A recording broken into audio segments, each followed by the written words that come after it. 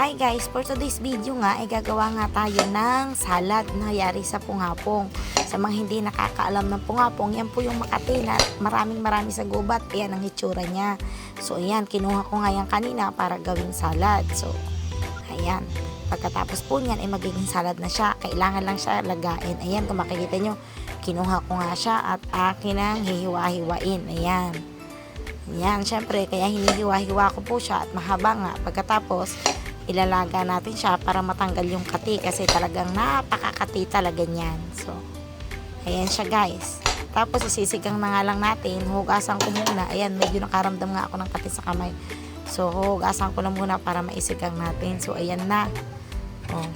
So, hugasan lang natin. Hindi na natin nahawakan kasi ngayon dulo niya, yung katas niya makati. Tapos isisigang ko na talaga ng konting asin. Ayan, nakita nyo, luto na. At eto na ang salad. Ayan, luto na siya. Kainan na.